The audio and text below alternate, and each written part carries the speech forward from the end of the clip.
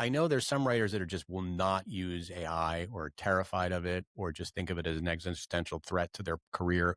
And I feel like those are the people who don't actually use AI because they just hear about it or maybe they've used it one or two times. But if you actually use it like I do, I think you realize that it's really more of a tool than a weapon. I use it every day and I use it to help me brainstorm. I use it to help me edit. I use it as a sounding board. It's kind of like a writing partner for me. An idea has meaning. I doubt so many of my ideas. I don't think you really know an idea has meaning until you actually put it into, like we're saying, you put it onto the page, you start writing it as a song. You don't know an idea has meaning until you start engaging with that idea. You can't solve anything while it's still up in your head. What I found in talking to a lot of creative people is the thing that you start out doing often changes when you're in the process of creating that art. So you find the meaning in the process. That's why I always encourage myself and my students to just start it. Jonathan Small, writer, editor, and host of Small Talk, exploring Gen X culture, creativity, and living with intention. He's spent 30 years in journalism, written for Entrepreneur magazine, and now writes purely for himself and his community. He was one of the first podcasters I found while writing my first book, and I was stunned when he actually wrote back. In our discussion, we talk about why AI can never replicate the human magic, how to find your voice as a writer, and why the only way to find meaning in an idea is to start. It's hard to get in that state. I mean, that's, I think, why people write, and then that's why when you're writing and somebody tries to interrupt you and you're like, stop. I'm always telling my wife, Get you out don't of here. understand how hard it is to get into this flow state. Now you're trying to get me to like take the garbage out. And it's like, and I remember this, my dad was a creative, he was a composer, and I never understood this when I was a kid, and he used to yell at me when I would, because he worked from home, and I would, be talking too loud in the next room or something, and he'd be like, hey, hey, and now I know why, because he was in this flow state, and I was messing it up. Before we go deep in this conversation, quick ask. If you're watching on YouTube, subscribe. If you're on a podcast app, please follow. This conversation is one of many that are shaping a book I'm writing on how we find meaning as we go deeper into the automation and intelligence era. It's called Practice Ground, and the book is coming later this year, 2026. Don't miss it. Now, back to our interview. So, John, thank you for joining the Practice Ground podcast. I've been on your podcast a couple of times, 2 times now, and I hope to be back at some point. Yeah, you're a frequent whatever guest on my pod because you have great things to say, and you're always doing lots of new things. But anyway, thank you for. Yeah. And you're one of my first listeners of my. I know. It's funny. Technology, we have like, or at least I'll speak for myself, have like this, there could be like a love-hate relationship with technology where at one point it's kind of like distracting you from all the things you might want to do, particularly like the internet, social media, right? Yeah. And then on the other hand, the beauty is the fact that it can connect so many people, because I remember clearly I was, some people might know my journey, grew up in Nigeria, hence the Nigerian jersey today. I love that. I grew up in Nigeria, moved to the US, undergrad, grad school, lived in Austin, then went to Stanford, all that kind of stuff. Then I started my business, moved back to Nigeria. And while I was in Nigeria, I was writing my first book. And I was literally looking for like motivation I was like, let me check some podcasts to just find out about some writers, right? And, your podcast is now Small Talk, right? But then it was right about now. No, right? I still kept them both, and maybe that was a bad choice. But these days, I'm more focused on the next generation, which is called Small Talk. Yeah, the Small Talk. All right, perfect. So, and I remember just listening to the author's stories, and I think the thing that kept coming back to me was just, you're not alone. People have similar struggles. And I remember even for you, I think a big part of it was, hey, I also want to write a book, but let me talk to these other writers. So the podcast was great. And then, when I eventually wrote a book, I think I sent you a message like, hey, I love your podcast, would love to come up. And I was actually surprised you responded because, for me, I was just like, okay, this guy is all the way there doing this podcast, talking to all these people. And then you responded, and I think that's just, for me, the other side of technology where it's just connecting people, right? And I think that's like the beauty of the age we're in, But then there's now the balance of, okay, we're going to be more connected, possibly online, right? Hmm. There's a chance we could get side, kind of put in echo chambers about with our interests, right? That's becoming that. There's a chance that there'll be more of that. Maybe not. I'm keeping myself open. Don't want to be too pessimistic. Right. Who knows? Yeah, but we're going into a phase where we're using a lot of artificial intelligence, which has been around as a technology for some time. But generative AI just recently has made it more, will I say, mainstream, particularly when it comes to disrupting creative work or work that people thought like the white collar jobs will kind of be safe, right? So I think that's where a lot of the panic is. What we thought was intellectual work that was primarily a very human thing, right? Is Yeah. being has Well, it's so become interesting because somebody was saying, like, I think we always imagined robots would be like folding our laundry so we could do the creative work. But actually, what's ended up happening is it's doing the creative work, and then the folding the laundry is actually much harder to do, apparently, yeah, with robots. And so exactly. it's actually taken over the creative work, or at least it's trying to. And yeah, it's all backwards. And it's funny Uh-huh. that it's come after one of the first sort of things that it's come after is not the sort of manual labor work that we thought it was going to be taking over. And I'm sure Yep. it is taking over that to some degree, but it really is, like you say, it's come after some of the white collar Yep. or even the creative endeavors. Yeah, I mean, I'm concerned about it, but I haven't seen anything good enough yet to think, oh God, I'm going to be out of work in a day. Yeah. So And what's your take? What's your just big take? Like, do you think are we moving in a positive direction? Particularly, let's even just look at writing, right? yeah, As a writer and yeah. someone that has been in the industry, you've worked in publishing houses, you've edited. What is your take about the direction this Well, technology is? yeah, I mean, look, I know there's some writers that are just will not use AI or terrified of it or just think of it as an existential threat to their career. And I feel like those are the people who don't actually use AI because they just hear about it or maybe they've used it one or two times. But if you actually use it like I do, I think you realize that it's really more of a tool than a weapon. And I have used it. I use it every day, and I use it to help me brainstorm. I use it to help me edit. I use it as a sounding board. It's kind of like a writing partner for me. Yeah. So I still feel like if you don't know how to prompt it and don't know how to work with it, then it really is something that would be very scary. So I think the writers that will succeed are the writers that know how to work with it, Mm-hmm. but don't let it write everything for them. To me, it's still, and maybe, I'm in the minority. It's still to me so obvious when AI has written a story. Like there's so many telltale signs. And if you work enough with it, you know all the telltale signs because you know what it does. Because I use it every day. So I know how it thinks. I know what its proclivities are. And so I still think it needs a human to guide it. It will never it will never replicate the authentic human experience. It can never be me because it doesn't know my Story. experience.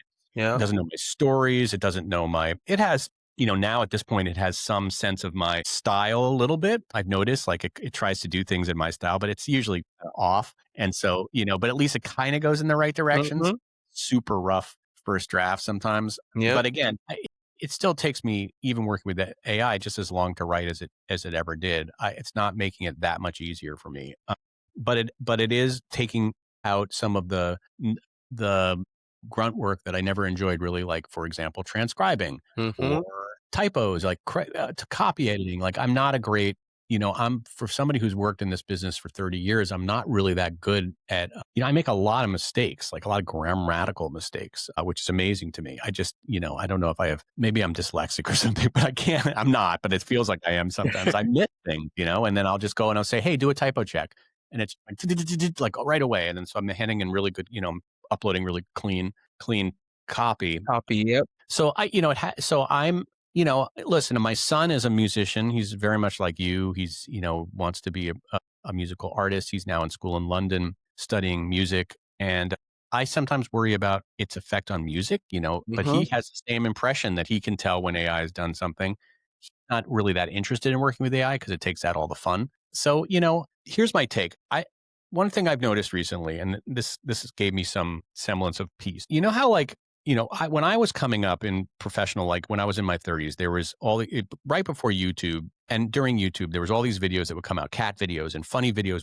And everybody, would share those videos and people loved those videos. And there was something fun about, and you would get lost in the rabbit hole of just looking at cute cat videos or whatever it was that you were interested in, or even funny videos of people falling off of skateboards or whatever it was, right? That was the thing. So recently, I'm sure you've noticed on my feed, there's a ton of these videos that are AI generated that are those videos, but they're AI generated now. It's like a cute video of a seal, but it's not real. Yep, I know. Yep. And it's taken, to me, even though it's taken all the fun out of that experience of finding videos, because now you're like, is that real or is that real? And if it's not real, then it's not interesting. And so I feel like going to be the same experience with reading a book. Like if you find out a human didn't really write that book, it takes away It loses its magic in that loses moment. its magic. And I can't even describe what that magic is in words. It's just something about the human experience touching something. It's like the difference between watching an AI pet video and a real pet video. They could be the same thing, but there's something about the realness of this really happened and somebody captured it in a moment rather than somebody figured it out on a computer how to make all of a sudden a kangaroo kick a Halloween decoration. I saw these remember this Halloween? It was like kangaroos in Australia kicking like pumpkin decorations and stuff. And it was like back in the day, you would see that and be like, "Oh my god, that's great!" Now you're like, "Oh, okay, that's fake, fake, fake, fake, fake." I And it's know. not interesting. So I feel like I don't know what the analogy but that's kind of what I'm seeing is that's what I think is going to happen is that people are going to be very aware of when something is AI, and it's just not going to be that interesting. Yeah. As interesting to them. Yeah. And people are already getting sick of it. I And know. so, and people are like, well, someday it's going to write just like a human. I'm like, it can never really write just like a human because it's still a machine and there's still the experience that a human knows another human. Exactly. And hey, John, you touch on so many points. I'm like trying to, find Sorry, where I I do even want this. to start. Now you know what it's like to be on the other side. Yeah, See, yeah, I'm yeah. always doing the Now interview. on the other side, I'm like, ooh, okay. No, so couple of things. You mentioned something about as a writer, like you're still taking all that time to write, right? Even though you're using this tool, right? And I watched a video recently. I was like this old video of Steve Jobs while he was at Pixar, right? Okay. So they just like released Toy Story and everything. And he mentioned something about even though computing and they have these laptops and everything, because Pixar was doing something merging Silicon Valley, Hollywood, right? In a way, right? And what he was saying was, even though they have like 50 times, 100 times computing power compared to what Disney had, right?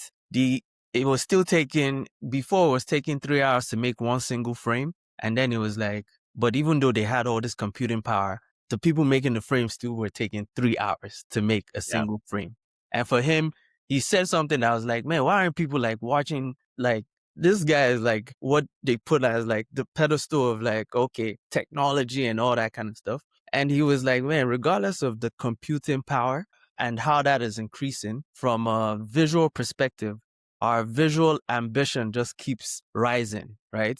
So even though we have these tools, we're just going to try and, that artist is still going to spend 3 hours saying, how far can I push this tool, right? And I feel like the same thing is kind of what you're saying with writing is I know how to write and, I'm going to spend 2 hours trying to craft this idea. But now that I have this thing that makes research faster or structuring faster, great. I'm just going to push it to the max, but still spend the 2 hours writing. It still needs you. Yeah. Yeah. Which then ties to the points that you said maybe with your son is, and I feel this strongly, that when you're creating stuff, you're not necessarily, it's not necessarily about the output sometimes, except it's a job and you just need to knock stuff out. But when you're creating stuff, it's more about the process. And I feel like as much as I use AI, I use it to write, I use it for visual stuff, I still want to be in this flow state of creating stuff, right? And, even with music, if you have to be going back and forth prompting, it's no longer as enjoyable as just jamming out with your friends. That's what I've heard. Yeah.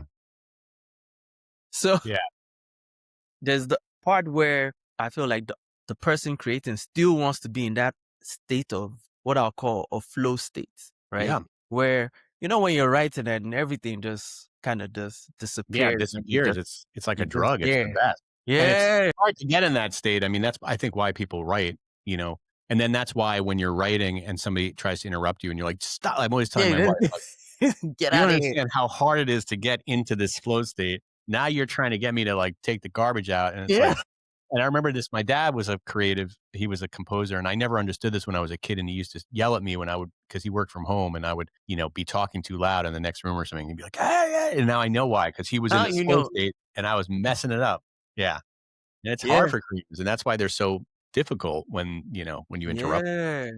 And for me, I think that's until like we find ways, and that's what I'm working on. I need the tool to put me in a flow state. If I have to be paying this what I call a switching cost every time I prompt, I come back. What did they say? Go, come back. It's already disrupting the flow. And the way I've been using it recently is more like as an editor, right? Yeah. I write, I make sure I do my writing, the stuff I enjoy, and then I put it in to make sure is it aligned with the brand, right? Is it aligned with my voice? Does it have the rebellious edge that I like to include, right? And I actually have something in my prompt that says, please do not rewrite, just give me your editing opinion. Yeah, I hate when it rewrites, and it just its default is to rewrite, and then Yeah, I was like, yeah. like, don't rewrite. And then, or I'm Mhm. like, don't, and if you're gonna make a sentence, don't use a freaking M dash and Yeah. don't do everything in threes, Yep. triads, like this, and this. That's like a telltale. But anyway, Exactly. yeah, I mean, there's so many things I tell it not to do. But you know what? You mentioned research. I use it. I mean, even today, I just finished an article which I just published on Substack, which was about how advertisers don't market to Gen Z that much because they don't, for many different reasons. But in the course of writing that, I was just kind of in a flow state. And then I was like, it was like, and then I thought, well, what's an example of an advertiser, like a failed advertising campaign towards Gen Z? And I was trying to think of like my own, like I was like, what? I couldn't think of any, you know, it's a Mhm. while ago.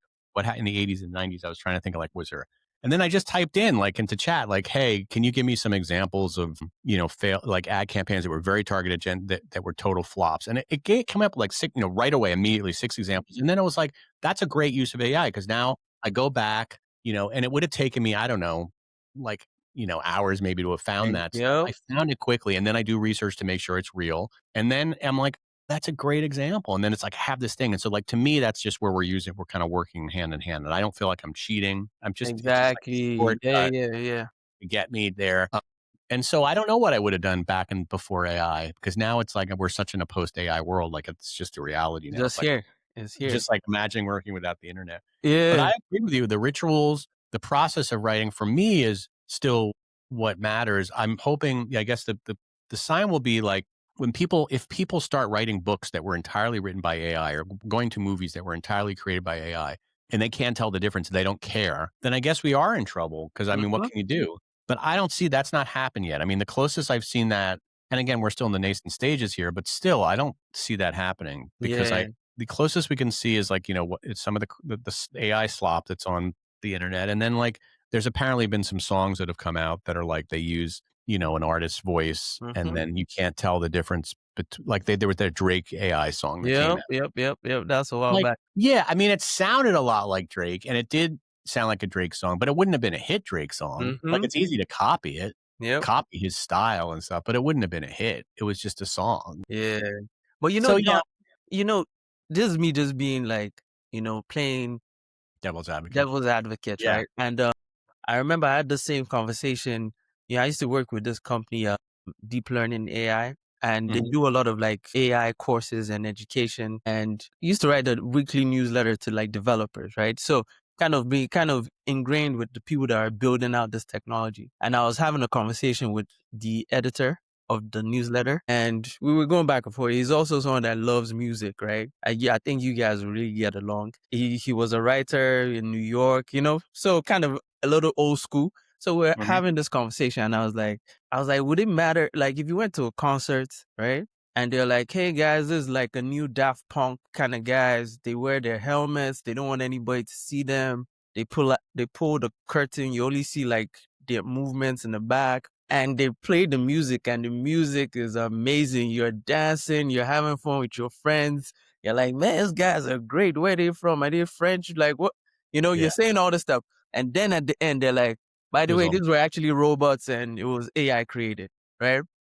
Your It gave you the same feeling of being in the club. It engaged your senses. It made you feel connected to your friends. Is there what's the harm? Like, what's the harm in that? yeah. I mean, you make a good point. It's like if you're having a great experience and it was AI generated, is there anything wrong with it? I mean, to me, like just to use Daft Punk, like there is something to this for me as a fan of Daft Punk of the story that it's French and that these guys, the reason they wear the helmets and like the influences. And so like to me, just having a robot do that would kind of take away the experience of it a little bit because I'm bringing it because more than just the experience viscerally of like being in a club and dancing to it, it's also I know who they are. I'm into like their background. I understand. So like maybe I'm kind of a super fan in a way, not a Mhm, big Daft Punk, but to me that's part of it for me. Like I need to know a little bit about the music. It's like going to an art museum and you could look at a painting and be like, that's beautiful, but unless you really know a little bit about the story. story, the artist, what they were going for, that changes the whole experience. That's why sometimes when I go to museums, I like to listen to Mhm, I mhm. like to know a little bit of context of what I'm looking at. Yeah. So AI could recreate a Van Gogh probably, but it wouldn't be really the same because it Mhm, doesn't have the whole story behind it. So yeah, I mean, again, it's maybe a lot of it has to do with the people consuming it. And if they just don't care, then, like if I just want a Daft Punk song, I don't care anything about their history. I don't care if they're real people or not. I just think eventually people are going to get tired of that. I'm yeah, seeing it already in the internet. yeah. They're already tired of the fake videos. Yep, It could be the exact same video yep. that we normally see. They're just tired of it. It's just not fun when it's not real. Yeah. And what do you think that is? Is it more of being able to think like, oh, that was a real moment and someone captured that there's beauty in that? Or what is it? Because let me give you another example. We're watching a show on Netflix, right? This was just last week. And I spotted a scene where there was a lady that was talking, right? And they were kind of changing the scene back and forth. And there was a scene where both her hair was down across her shoulder, Yeah. right? They flipped to the other guy. They flipped back. Her hair was behind, Right. right? That's called continuity. Yeah. It's a Yeah, yeah. continuity. And There's then they somebody in flip. charge of that, by the way, on the set I who know missed it. they need to fix that. Yeah. Anyway, I won't mention the name of the show just so that nobody gets in In trouble. trouble. But Sure. They've heard. it happened twice, and all of a sudden, the magic the magic is gone because now I'm Mm. like, It's a "Man, movie. You're watching I'm watching actors. it as a movie, man." Like, but Yeah. before that, I was really into it. I was really into the story, everything, right? But after like that episode passed, I got back into it. But in that moment, I lost that magic was like gone, right? Yeah. Because all of a It sudden, it's takes like, you out of it.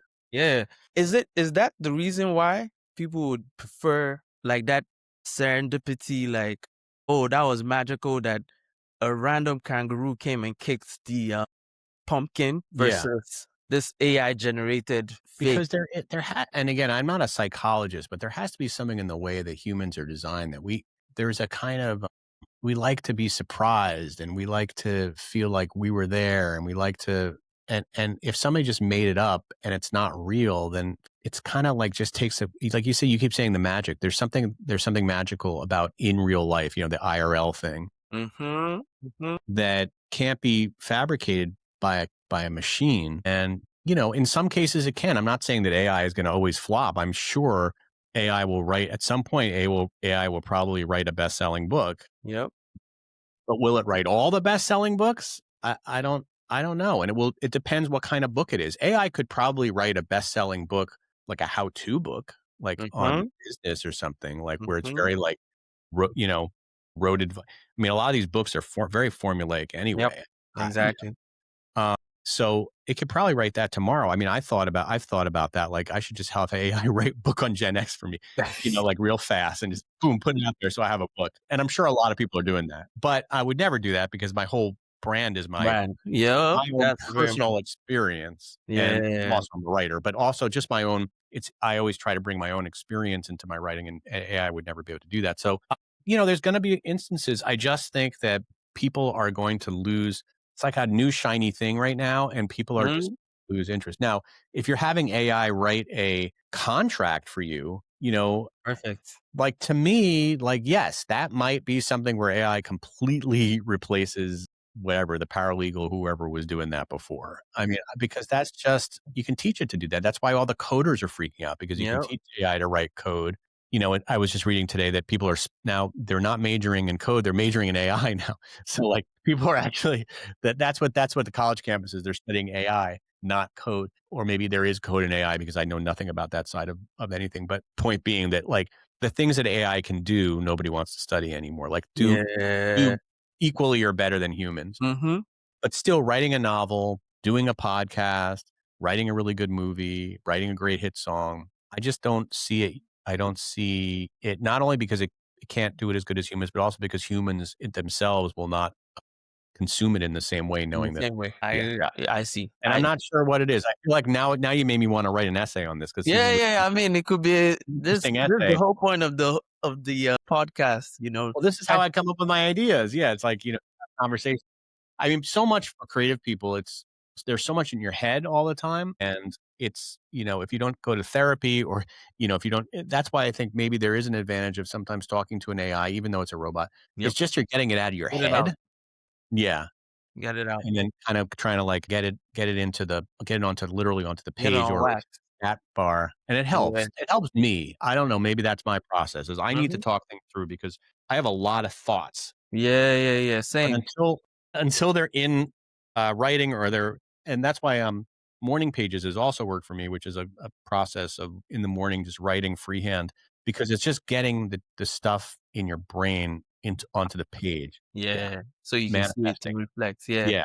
So Jonathan, like, you're a writer, you've been around a lot of writers, right? How do Mhm. you know an idea has meaning? Like when do Yeah. you come like, okay, there's something here? I mean, that's really a good question, and I wish I knew the answer. I mean, I doubt so many of my ideas. I don't think you really know an idea has meaning until you actually put it into, like we're saying, you put it onto the page, you start writing it as a song. You don't know an idea has meaning until you start engaging with that idea. Because again, you can't solve anything while it's still up in your head. And, what I find and what I found in talking to a lot of creative people is the thing that you start out doing, the intention you start out doing often changes when you're in the process of creating that art. So you find the meaning in the process, Yeah. in the creative process. And sometimes it's completely different than what you thought it was going to be. In fact, most of the time it is. You might start a project and think you're doing something about A, and then all of a sudden it's Z, and you don't even know how you got there, but you got there because you started it. That's why I always encourage myself and my students to just start it. Whatever it is you want to Yeah. do, start it and don't do a paralysis and what is analysis paralysis where you keep saying, well, I could do it this way, or I could do it this way, or I could do it. It's like you could do that for hours and days and years and your whole lifetime spending, Thinking and of I think it's just get it moving and then the answer will come. So I think that's how you find meaning. And of course, meaning can mean different things to different people. But yeah, that's how I've found it. And then you have a gut check. You're like, okay, if it resonates for me, you have to trust your own instincts. And if it resonates for you, then it probably will resonate for others. Now, the opposite is if you're doing it and you think it's going to resonate for others, or you're doing it for other people, like you're saying, oh, this is the kind of thing that such and such fans would like, or something like this.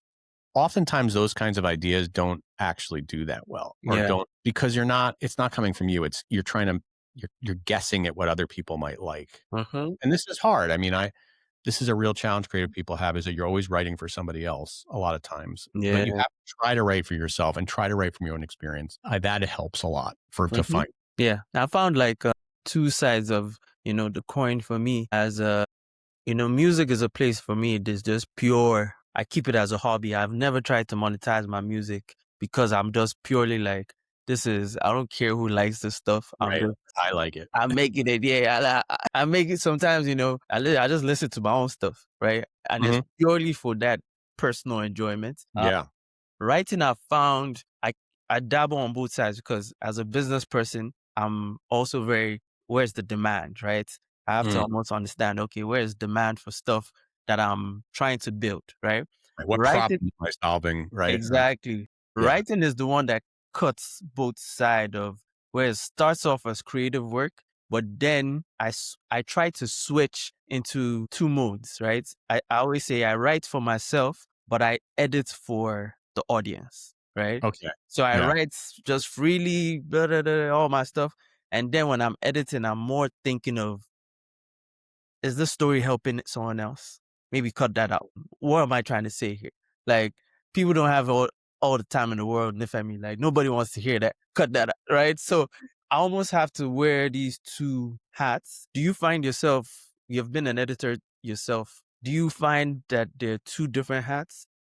Yeah, I know what you mean. I mean, because oftentimes you're not really writing for yourself. You are writing for, a different publication, or you're writing for your Substack, whatever it is, and there is an audience, and you sort of know what the expectations of the audience are. I mean, the perfect job is that it doesn't the audience is you, and so you're writing for yourself. But Mm, the reality is, in professional endeavors, you're oftentimes writing for somebody else's audience. So I do. I write for like what's true to me, but then like I have to tailor it to what I think my audience would be into. So, if I'm writing for Entrepreneur Magazine, know that the audience is generally entrepreneurs. So they're thinking in terms of like, how is this advice going to help me in my career make money and be successful? And mhm, so if you're just writing about how great this other entrepreneur was and how he made all this or she made all this money, nobody cares because nobody wants to read, or at least entrepreneur readers don't want to read about just somebody who's successful. They want to mhm. read about how they overcame their How challenges they to be. can apply it. Yeah, Yeah. exactly.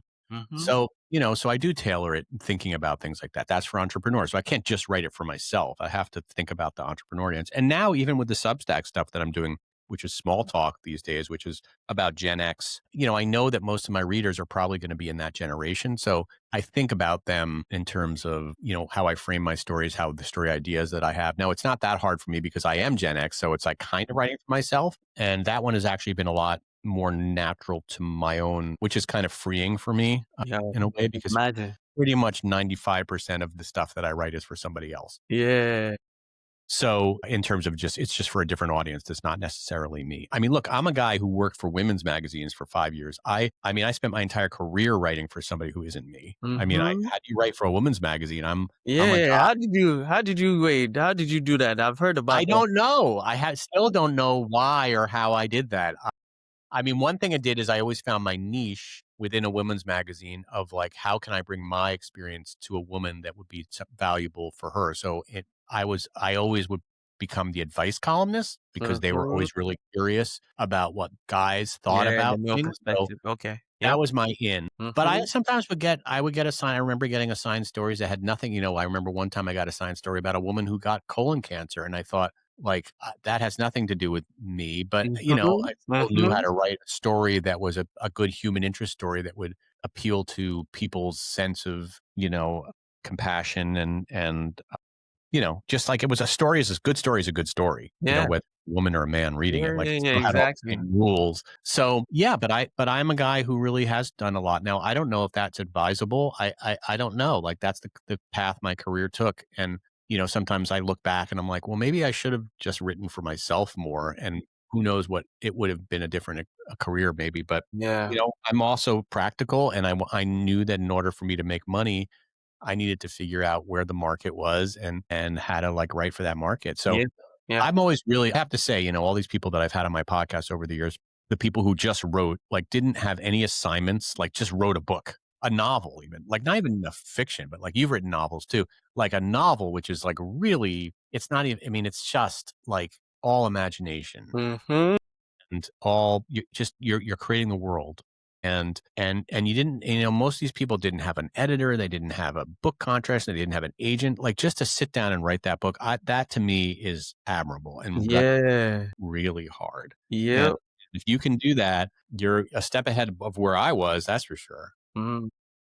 And so I forgot what I was talking about, but anyway, I feel like Yeah, yeah, yeah, yeah. No, no, no. having I like that's how I was able to write for, that's how I think of writing writing and editing. for And myself and writing for other people. Yeah. yeah, and for you, obviously, I've kind of followed your journey and, even the, you getting into your own with the Gen X Yeah. writing and podcasts and on Substack. When did your work begin to feel like, okay, this is my work? When did it feel like yours? Yeah, I mean, I definitely, let's see. I think that started when I started writing So when I first started my career, I was writing for a parenting magazine, right? Now I was 22 years old. I didn't know anything about parenting. So that was so out of my realm of experience. But I shared a floor at the time with this magazine called YM, which was Young Miss, which was a teen magazine. And they asked me to do what we were just talking about. They asked me to write stories about what guys think about such and such, like why do guys, do this, and why do guys do like inside the guy brain, basically, like decoding men's behavior. And that was so liberating for me. That was really fun because it was like now I was writing about maybe myself 5 years earlier, because I wasn't a teenager at that time, but I wasn't that far from being a teenager, so I could still relate to that. And that was the first time where I started like having fun writing, where it was like, okay, I'm writing about, like stuff that I think about that's Mm-hmm. useful to women and that is fun to write. And I had a lot of fun with it. I remember one time I wrote a letter, like a letter that a guy wrote to a woman, but then it had all these footnotes about what he's writing, but what he actually means. So it's like every line, like, this word, no, actually what he means is this. And literally decoding his text. Like, this is actually what it means. This is what he said, and this is what it means. And that was really fun. It was fun. It was a fun idea. It was a fun. So that's when I started really, but it wasn't until really recently that with this small talk where like I'm just writing about whatever is on my mind. Mm-hmm. And it doesn't matter whether people, I'm not getting really paid that much to do it because at this point I just have subscribers and, I give away most of my stuff for free. Yeah. So it's whatever's on my mind, whatever I'm thinking about. And that has been pretty freeing for me. But, I must say, and I say this a lot, that creative people also they don't like to have unlimited freedom like that. Yeah. Me too. I actually like parameters and I like guardrails because otherwise, like I said, I have a million thoughts. It helps me to focus. And I think a lot of creative people feel like they don't want to have just unlimited freedom. They want to be told, okay, you're writing a love story or you're writing a story, a sci-fi story, and you have to follow the rules of sci-fi, whatever it is like you're writing. I think that actually, so I have even in that experience of writing for Gen X, I've given myself sort of artificial guardrails. Uh-huh.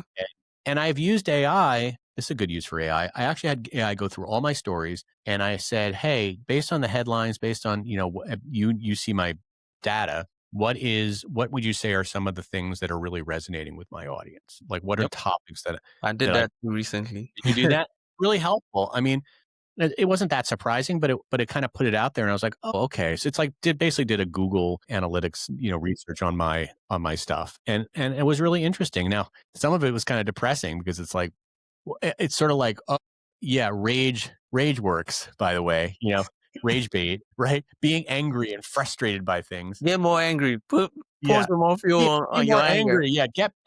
And that is, it's a little secret of the internet is that people click on stuff that Polarizing, yeah, it's all that. polarizing. It makes Yeah. them mad.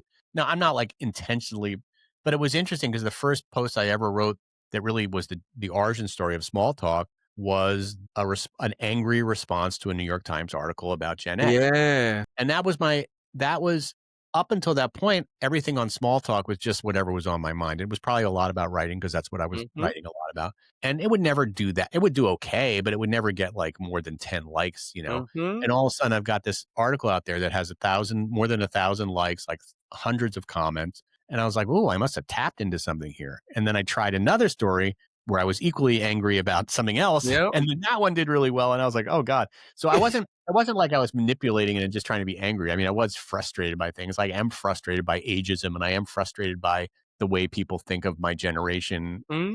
So it's not inauthentic, but boy, you can manipulate it if you want to. Yeah. Luckily, AI told me that wasn't the only kind of story that does well for me. So it's not the only, but it did give Okay. me like, okay, here are the 5 buckets of stories that tend to do pretty well for you.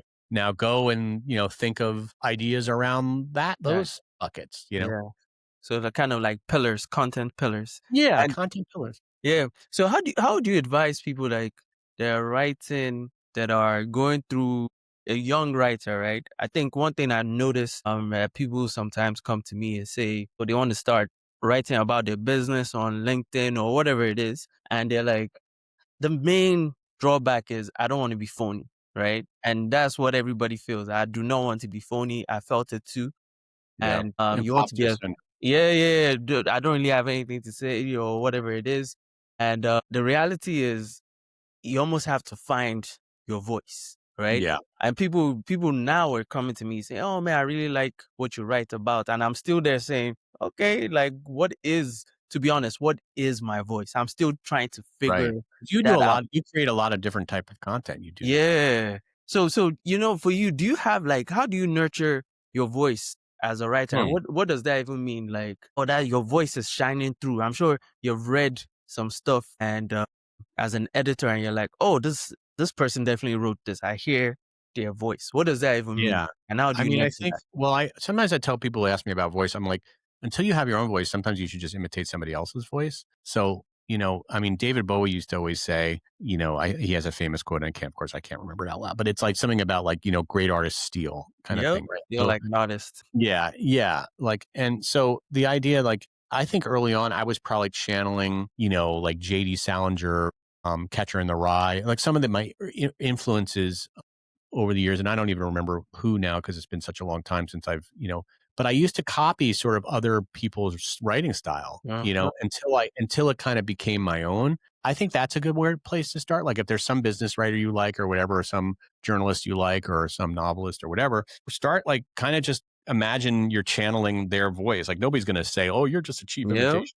And that's a good way to start. And again, you have to do it because you're not going to figure it out in your head. You have to just write shit Exactly. and hope that, and you're gonna fail. I always advise, don't like just keep editing yourself. Like just put it out there, put a draft, write a draft where you just kind of like just letting your whole everything that's in your head just out on the page, and then you can go back and edit it. And a lot of people writing is rewriting. I'm somebody who, that is good advice. I don't totally follow that. I wish I did. I do sometimes edit as I go, but that's just because I know myself and I know that, I like to have things pretty good as I'm going. I like to, Yeah, yep, yep, yep. but everybody, it has a different style. But anyway, the point is, at least I'm writing. And I think you need to, so to find your voice, you first need to articulate your voice. It needs to be out on the page. It needs to be out in the music. It needs to be whatever it is your medium is. It needs to be on Mhm. canvas. And then, again, imitate in the beginning. If you need to, like do your best impression of whatever writer you like. Yep. And eventually you'll find it. And I don't think there's one day where you're like, that's my voice. I just think it's there. Like now I do have a voice. I wouldn't be able to tell you the moment that it happened, but I know that it's happened over the years. It definitely has like, there's a kind of a humor there. It's hard for me to be really like super earnest in my writing because it's just Mhm. not my style. I have been criticized sometimes of like, oh, you always try to make things funny. And it's just the way I write. I mean, I've Yeah. never dark, like I'm just not, it doesn't come naturally to me. So, but I will write about serious topics, but I usually put a little bit of a humorous spin on Yeah, it some or kind comedy of in there. dark, like a dark humor kind of thing. Yeah. So that's just my style. And I have a voice and it's like, and unfortunately AI sort of thinks it's knows my voice. So sometimes when it's like giving me suggestions, it's like, no, dude, like Yeah, stop. it thinks like, yeah, just stop. It's just like, it thinks like I do a lot of short sentences and I do a lot of like self-deprecating stuff and whatever. It's funny when it tries to imitate me, but I know that people, famous people sometimes will say, "Write this in my voice," and they're kind of surprised, Mhm. Mhm. like what it will do. Yeah. Yeah, but anyway, so I think that's how you find your voice. Yeah, cool, cool. How do you, with AI and things changing, moving fast, rapidly, how do you stay aligned with your taste or values in a noisy environment? Because we're in Yeah, the era of noise, and I yeah, believe the people that which cuts through are the ones that kind of know how to shield the noise. yeah. And No, I think I mean, this is a constant struggle with me.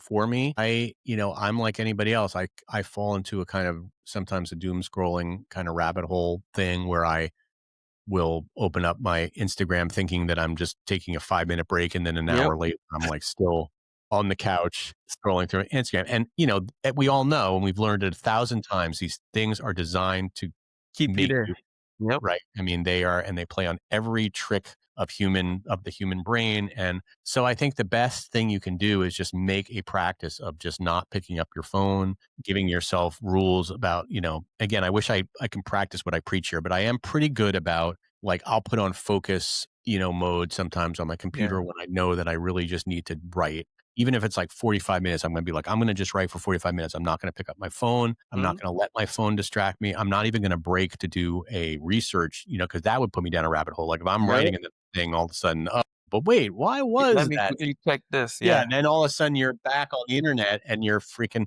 So I mean, I have friends, and I have done this where it's like I'll just put like, I'll be writing and I'll just put like research this here. Like I won't do the research at that moment. I'll just like leave it to be Like a continued. note to yourself. Yeah, like a note to myself. But I think it's really important to consciously like put the phone away. The phone is the door to terrible things. Everything. It's terrible things. I mean, it's also a great thing, right? Can you imagine Exactly. have a phone? Exactly. But like when you said that you used to write your book on your phone, that would have been hard for me because my phone is also a symbol of distraction for me. So Mm-hmm. Mm-hmm. the very device that I use to distract myself is now my creative device. I almost feel like you should have two separate. I mean, in Two my phones for that, right? yeah, and I have friends. I haven't done this who will always work on a different desk every day. Like they won't work in the same office all the time. They'll like one day they'll work in their kitchen and the other day they'll work in a Mhm. cafe. By the way, I think that's a really good thing to do is to work outside of your office. Like go to a Yep.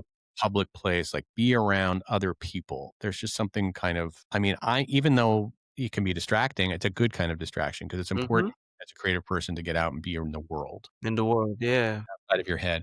That's one thing. I also think it's important, yeah, to step away from your computer, to take walks. Walks are very underrated as a tool Completely. for creative people. And if you read about walks, I actually have a book on walks. It's a little boring because it's just like here's different kinds of walks, but she makes the point in the beginning of the book that some of the great minds were big walkers. Like even Bill Gates, like a lot of these people who were like maybe Steve Jobs, I don't know, they were big walkers. And when you take a walk, it's not like go and walk with your iTunes or your podcast. Like go and actually take a walk. Yep. You're just you and the world Mm-hmm. and notice things. I think that's a way to kind of. I think it's very important in this world. What gives you the creative advantage is not doing what everybody else is doing all the time. Everybody else is online looking at Yeah. videos, Yep. reading the news, and Yep. it's you want there's that balance of wanting to be informed and wanting to be like an informed citizen, especially now with all this crazy stuff going on in our government, Mm-hmm. and feeling like a response, but also not getting so sucked into Into it. Yep. that it kind of takes away your humanity. And I just think so. I mean, we have to be very disciplined now. Hmm? I That's I just worry about. I mean, I'm starting to think that kids shouldn't even be allowed to have phones until a certain age. It's almost like cigarettes, like because their full frontal cortex isn't even developed yet. It's hard enough for me to get away from a phone. Can you imagine a kid who it's like this piece of candy I and know. tell them like, you can't have the candy, you can't have the candy.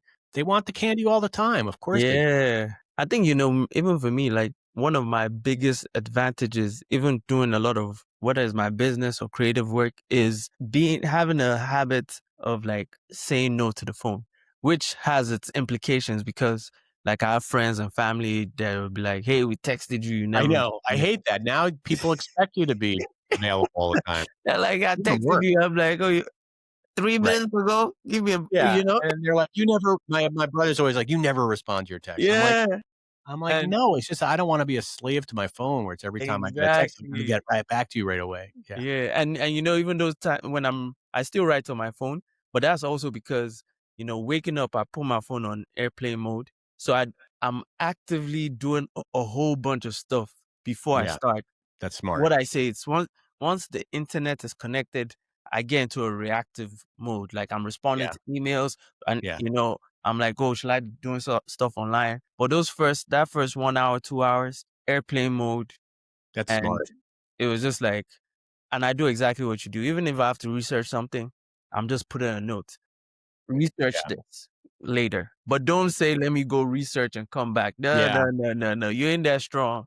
It's gonna get you. The house always wins in a way with the internet, Yeah. right? The internet will win. You have to, yeah, it's true. You're right. It's like the casinos. It'll The always win. house always wins. It always wins. So just make a time and then, make a time when you can so you don't feel so guilty. If you want to have an hour where you're just going to basically be on the internet, that's fine. As Mm-mm. long as you've just given, I don't know, what's his name? He calls it deep work. There's this Yep. times Yep. that some people have, give, and you really have to unplug during those times. Mm-hmm. Otherwise you're just going to be, and not only the times when you're working, but also just times when you're engaging with humanity. Like Yeah. just sometimes go out and take a walk without the internet. Yep. which is Yep. can be. I mean, look, I'm a podcaster. I probably survive. The reason I probably have people listen to my podcast because I think they listen to it on their when they're walking or when. Walking. Yep. So I'm telling you to do something that Yeah, yeah, probably that's a my business, but I'm not saying I listen to I always listen to podcasts when I walk all the time, but there is that it'd be good to even if it was 15 minutes where I'm not listening to a podcast. At least it's you're looking at nature, you're noticing people, you're interacting with people. Yep. It's important, and I think that's how we preserve our humanity. Yeah. And I'm encouraged to see that younger people today who really grew up didn't not even knowing what a world was before the phone, kind of seem to be getting into what they call IRL, which is like Yeah. People are real trying to stuff. unplug. They're Some trying people. to unplug. It's like Yeah. even they are tired of it. Yeah, I exactly. feel like maybe there'll be some sort of rebellion against it, but I just can't imagine because they'll figure out some other technology that will Yep. get In the it'll house. stop being the phone, but then it'll be like what else? I mean, it'll be so interesting to know in 15 years what it is that people are how they're engaging content in 15 years. Yeah. Obviously, it's not going to be a phone anymore, so I'll be curious to know. But And just, as we're coming up towards the end here, just three questions I have. All right. So the first one, what role does technology and AI have in how you currently make sense of the world? mhm.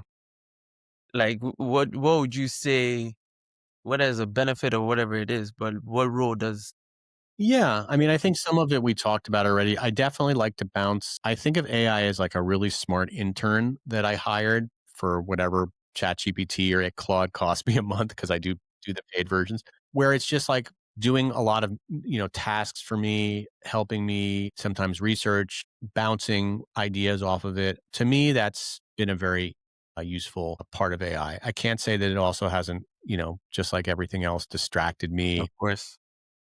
but I do think that's how I use it Yeah. constructively. Yeah. All right. And as a writer, as someone that values reading and all that stuff, fiction or non-fiction, you have to choose one. Lately I've been getting into fiction, Mhm. and I like reading. When I read nonfiction, I like to read like biographies or but I never read how-to books, almost never. Mhm. Mhm. So, and which is funny because I write them and I want to write them, but I don't read them. But I do like fiction. I guess I like to read things that I could never write myself. It's kind of like when I go out to dinner, I like to order things that I could never make at home. I see. I So see. I like to read. I love historical fiction because I feel like that's the hardest fiction to write because you have to Mhm. be writing about a period that you didn't live in, probably, and write in write about the things you're seeing and the Yep. way people are talking and the things they're doing, and it's like how do you do that? I mean, Yeah. Yeah. I'm so Yeah. Yeah. intimidated to write a historical fiction book. I find it to be fascinating. Yeah. Mhm. Mhm. I've seen a lot of people going more towards fiction, and I'm wondering if there's a trend where it's part of the unplug, right? Mm, It's part of maybe. the not another self-help book, not another how Yeah, to that I just can't do it ChatGPT. anymore. I Yeah. can't do it anymore. Just give me science fiction. Let me know Yeah, I'm it's in an the escape, dystopian right? It's world. also an escape from AI, right? Yeah. Like, it's such an escape, and it's Mhm. like characters and people, and yeah, I'm even sort of not even rediscovering because I never read them in the first place, but some of the classics, like, not always just and, like, 'cause there's a reason they're classics, like, I'm curious, like, Exactly. what is it? Exactly. Yeah. Exactly. And for you, do you really are you a lot of people are saying books are going out of style. What's your take? Do you think we're done with books or they're here to stay? There'll always be books. I mean, I'm a little bit discouraged that my daughter, who's very literary and very like a great writer, she doesn't read a lot. Now she's only 15 or 16 now. And my mom reminds me that I didn't really start reading until I was in my 20s. So I think books will always be here. I definitely feel like it's a little bit of a dying art form. Mhm. I think, if you think about it, books like novels kind of came around before there was TV, before there was all these other, before there was even movies. And so like now people will always love stories, but I think that sometimes it's just easier to get your stories in other ways. But I Yeah. do think that there's something about the act of reading that is very unique and very powerful. And you really can't write unless you read. I really believe that. That's one common thing that I found in interviewing all those writers over the years and still interviewing writers that they're all readers. I've never met a writer who doesn't read. So that's important. So if you want to be a writer, you really do need to read. Yeah. Yeah. And are they going to die? Novels? I don't know. God, I hope not. I really don't know because Yeah. I mean, I wouldn't have told you movies were going to die out, and looks like we're seeing towards the end of movie. I mean, I don't know. Certainly end of movie theaters. Mhm.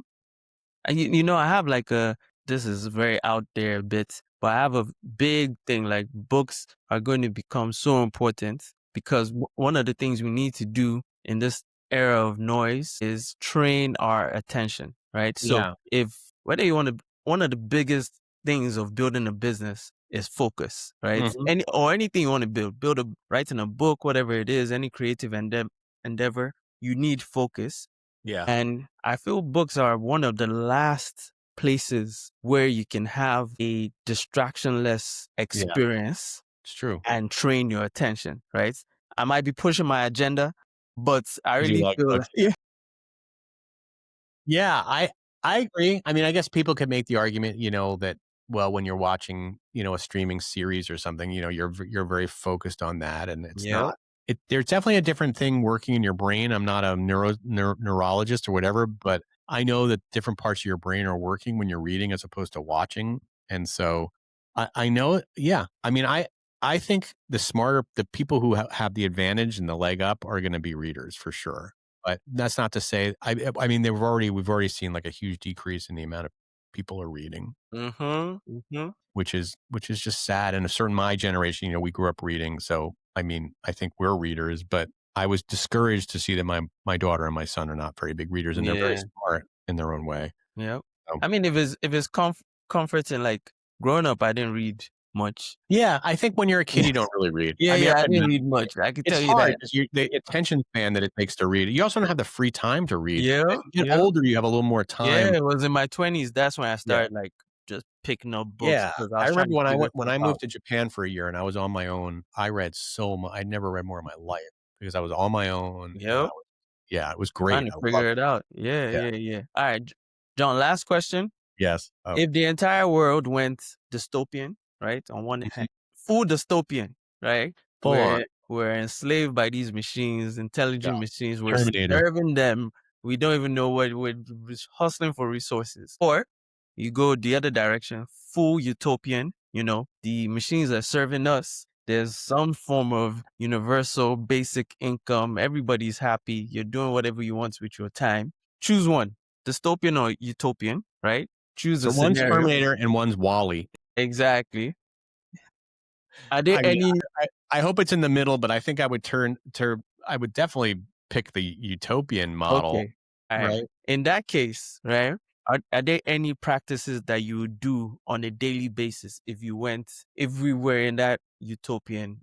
To live in a utopian. No, if we're already there, not to live there, like if we're already in that space, right?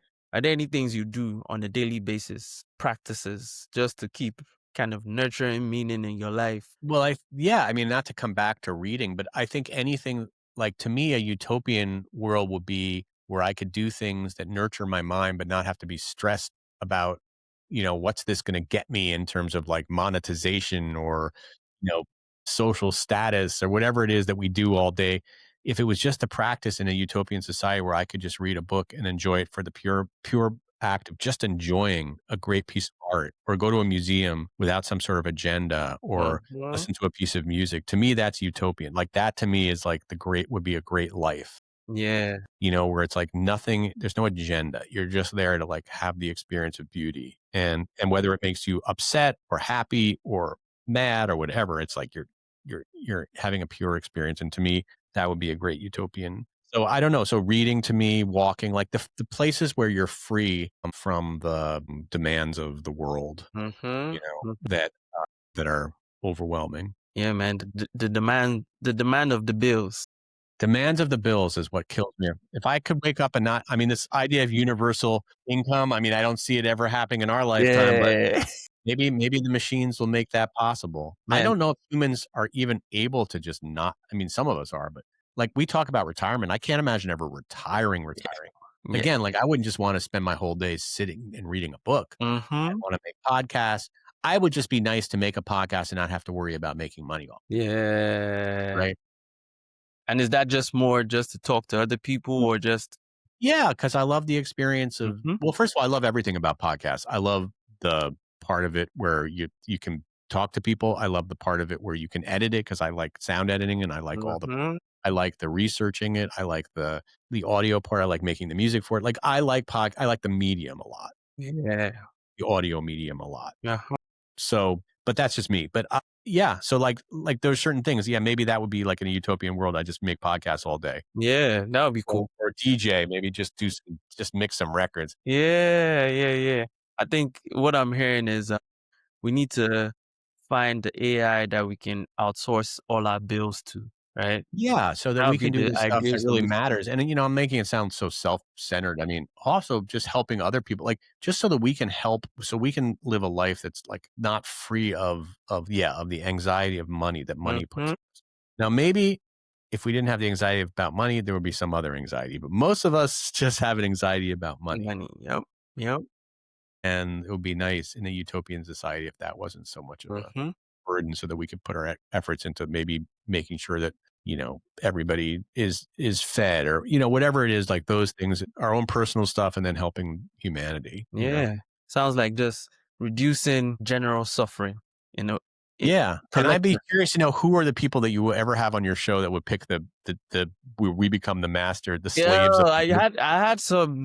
I spoke to Kenji last week. He went dystopian, right?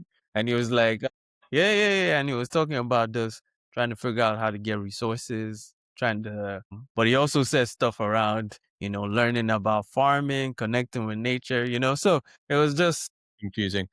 Well, I think, are you watching that show Pluribus, where yes, I've seen 2 episodes. and the idea that if the dystopian world was, instead of having people telling you what to do, everybody was just working together, but you still have to basically do what the aliens want Many, you to do. yeah, yeah. And then it's interesting how some people will rebel against that, and some people will just say, "Oh, I'm going to take advantage of this." Mhm. I'm going to get as many girlfriends as I can.